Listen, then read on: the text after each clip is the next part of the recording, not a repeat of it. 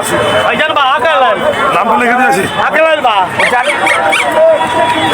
এই কাজ করে আসবি আরে যাবো তো, নিয়ে আসবো।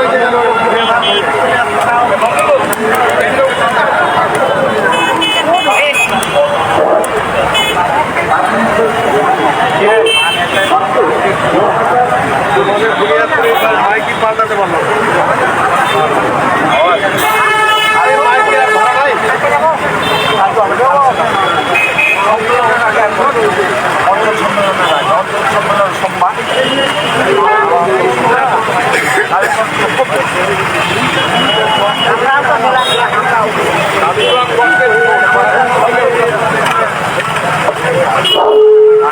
বন্ধুগণ,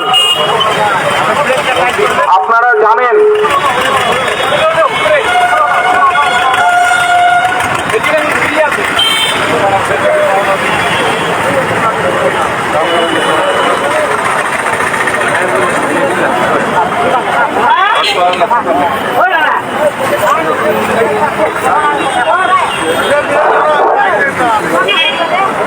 বন্ধুগণ, আপনারা জানেন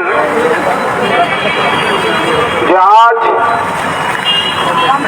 30শে জানুয়ারি এই দিনটিতে আমাদের ভারতবর্ষের স্বাধীনতার ঠিক পরের বছর 1948 সালের 30শে জানুয়ারি ভারতবর্ষ স্বাধীন হবার 5 মাস পরেই আমাদের স্বাধীনতা সংগ্রামের যিনি পৃষ্ঠপোষক ছিলেন এবং যাকে আমরা জাতির জনক হিসাবে চিনেছিলাম, সেই মোহনদাস করমচাঁদ গান্ধী, যাকে মহাত্মা গান্ধী হিসাবে আমরা বেশিরভাগ চিনি, তাকে উগ্র হিন্দুত্ববাদী সংগঠনের পক্ষ থেকে নাথুরাম গোডসে দিল্লির বুকে প্রকাশ্য দিবালোকে তার বুকে গুলি লাগিয়ে তাকে হত্যা করা হয়। আজকে এই 77 বছর পর তার হত্যা দিবসকে আমরা সাম্প্রদায়িক বিরোধিতা দিবস হিসেবে পালন করছি। বামফ্রন্টের পক্ষ থেকে আমরা মিছিল করলাম। আমরা এই গান্ধী মূর্তির পাদদেশে আজকে গোটা পৃথিবী তথা ভারতবর্ষ জুড়ে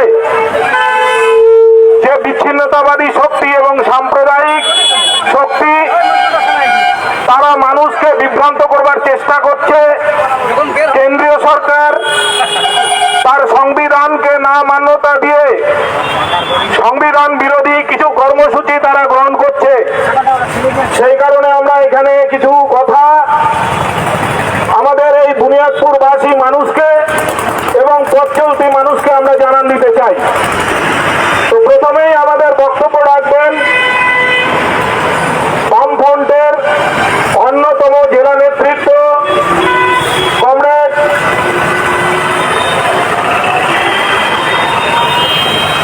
মনীন্দ্রনাথ বাবু। তাকে বলবার জন্য আমি অনুরোধ করছি।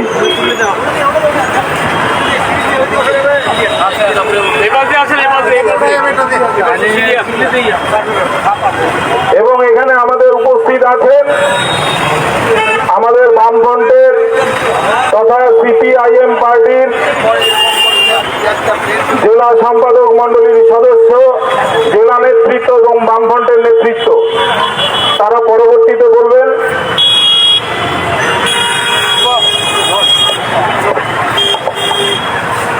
উপস্থিত পথচলিত মানুষ, বুনিয়াদপুরবাসী, বুনিয়াদপুর শহরবাসী এবং বাম মনোভাবাপন্ন যারা ব্যক্তি আছেন, প্রশাসনের অনেক ব্যক্তি আছেন, এর বাইরেও আরো অনেক ব্যবসায়ী, অনেক কৃষক বিভিন্ন কাজে বুনিয়াদপুর শহরে এসেছেন, তাদেরকেও বামফ্রন্টের পক্ষ থেকে প্রথমে অভিনন্দন জানাচ্ছি। আমরা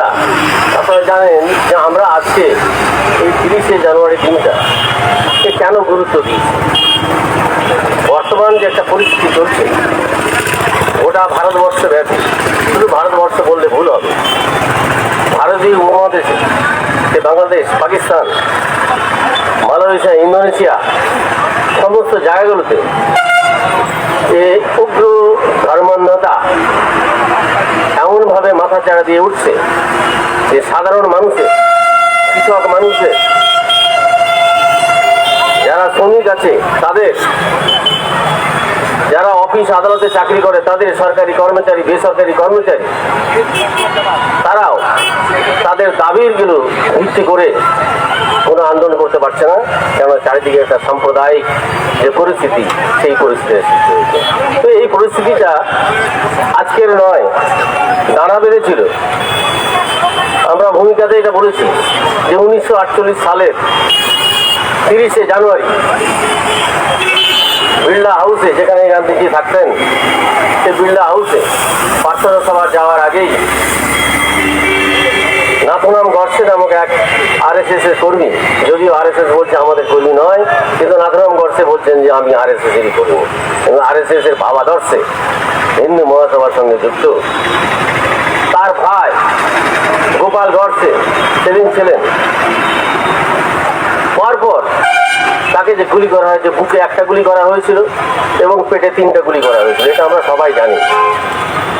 এবং উনি লুটিয়ে পড়েছিলেন এবং খাকি ড্রেস পরে, হাফ প্যান্ট ড্রেস পরে, দেশপ্রেমিকের ড্রেস পরে গান্ধীজির কাছে যখন এসেছিলেন মাথা নত করে, তখন মনে হয়েছিল যারা প্রত্যক্ষদর্শী তারা, বা বিভিন্ন বইতে যা লেখা হয় সেখানে দেখা যাচ্ছে যে তাকে শ্রদ্ধা জানানোর জন্য পায়ে হাত দিয়ে প্রণাম করার জন্য যে মূর্তি থাকে, সেই রকম একটা মূর্তি, ভাবমূর্তি, সেটা একটা তৈরি করেছিল। কিন্তু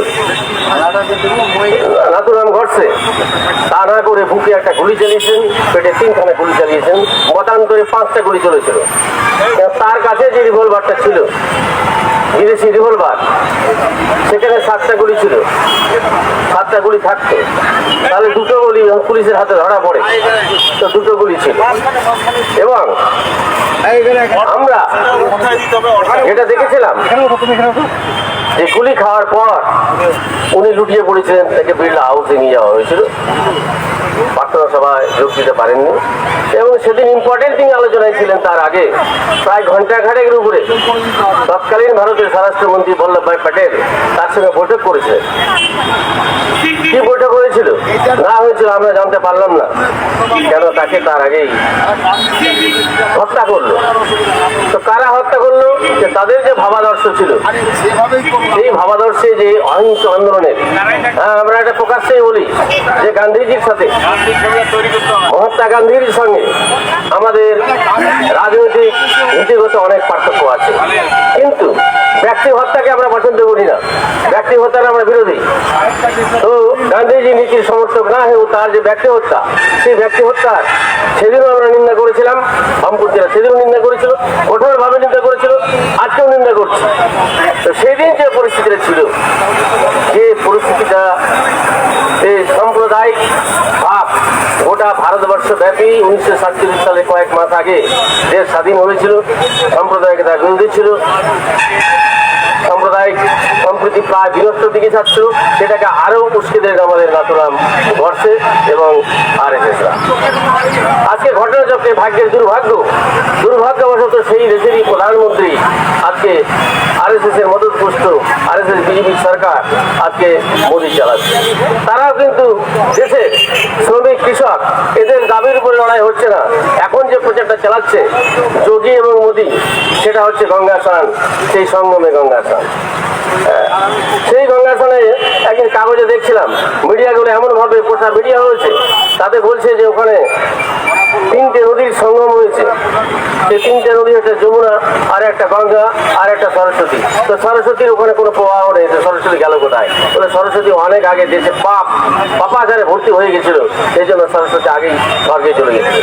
আজকে মিডিয়াগুলো এই ধরনের প্রচারের সঙ্গে অংশগ্রহণ করছে, কিন্তু সেখানেও তো অনেক দুরবস্থা আছে, অনেক প্রশাসনিক ম্যানেজমেন্টের ত্রুটি আছে, সেগুলোর কথা কিন্তু মিডিয়া বলছে না।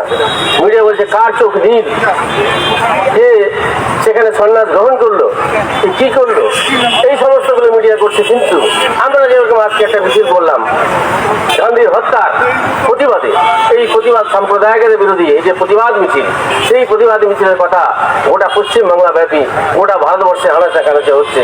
সেই জায়গায় কিন্তু এই প্রচারটা মিডিয়া করবে না। আমি শিওর আমরা যেটা করবে না, মিডিয়ার উপরে ভরসা করে আমরা গণ আন্দোলন করি না। আমরা মানুষের উপরে, সাধারণ মানুষের উপরে ভরসা করে সাধারণ মানুষকে সঙ্গে নিয়ে আমরা যে গণ আন্দোলন করছি, সেই গণ আন্দোলনে আপনারা সামিল হবেন এবং আমাদের যে বক্তব্যগুলো, সেই বক্তব্যগুলো শুনবেন এবং নিজের থেকেই সেই প্রতিবাদগুলো করবেন। নতুন করে যে স্লোগান, জাতীয় স্লোগান নেওয়া হচ্ছে যে এক দেশ এক ধর্ম, প্রায় চলে এসেছে ওরা, এবং কিছুদিনের মধ্যে এটা শুরু হবে এক দেশ এক ধর্ম। তাহলে একটা ভারত যে ধর্মনিরপেক্ষ দেশ এবং আমাদের সংবিধানে যে ধর্মনিরপেক্ষতা আছে, সেই ধর্মনিরপেক্ষতাকে তারা তুলে যেতে চাইছে, যে ধর্মনিরপেক্ষতা। এবং এখানে যে সমাজতন্ত্র পরবর্তী টাইমের সংবিধান সংশোধন করে যে ঢোকা হয়েছিল সমাজতন্ত্র, সেই সমাজতন্ত্র শব্দটাও থাকবে না। বলে তারা একতরফা ভাবে যে দেশটাকে চালাচ্ছে, সেই প্রভাব কিন্তু শুধু আমাদের এখানে নয়, বাংলাদেশে গিয়ে ইউনূস সরকারের উপরে সেই সাম্প্রদায়িকতা প্রভাব পড়ছে। মুজিবুর রহমানকে ওই দেশের যে স্বাধীনতা লড়াইয়ে মুক্তিযোদ্ধা মুজিবুর রহমান, তাকেও হত্যা করা হয়েছিল এবং সেখানের যে সংবিধান, সেই সংবিধানকে আজকে মান্যতা নেই। সেখানেও দেখা যাচ্ছে ইউনূস সরকার মতো এক সরকার যে গলা টিপে ধরছে গণতন্ত্রের। পাকিস্তানেও তাই গলা টিপে ধরছে, ইন্দোনেশিয়াতে ওইরকম একটা পরিস্থিতি আসছে। গোটা ভারতবর্ষ কেন, ভারতীয় উপমহাদেশ সহ পৃথিবীর বিভিন্ন আনাচে কানাচে আজকে এই সাম্প্রদায়িকতা একটা জাতীয়তাবাদী মোড়ক দিয়ে, সেই জাতীয়তাবাদ কার্যত হচ্ছে উগ্র জাতীয়তাবাদ। এই উগ্র জাতীয়তাবাদ কিন্তু সবচেয়ে ক্ষতিকর, জাতীয়তাবাদ নয়। জাতীয়তাবাদী যদি কাউকে বলা হয়, জাতীয়বাদী আমরা বামপন্থীরা, আমরাই জাতীয়তাবাদী। উগ্রতা আমাদের নেই, কেন আমরা মানুষের মধ্যে কোনো বিভেদ চাই না, মানুষকে নিয়ে আমরা লড়াই করতে চাই। এই লড়াই সংগ্রামকে আরো সামনের দিকে আমরা নিয়ে যেতে চাইছি। আপনারা সেই লড়াইয়ের সঙ্গী হবেন, আপনারা সেই লড়াইয়ের সাথী হবেন, এই আশা ও বিশ্বাস রেখে সবাইকে শ্রদ্ধা, ভালোবাসা, নমস্কার এবং সংগ্রামী অভিনন্দন জানিয়ে এখানেই বক্তব্য শেষ করছি। আমরা ধন্যবাদ জানাই আমাদের বামফ্রন্টের জেলা নেতৃত্বকে। এবারে আপনাদের সামনে বক্তব্য রাখবেন আমাদের বামফ্রন্ট তথা সিপিআইএম পার্টির জেলা নেতৃত্ব কমরেড মোসাদ্দেক হোসেন।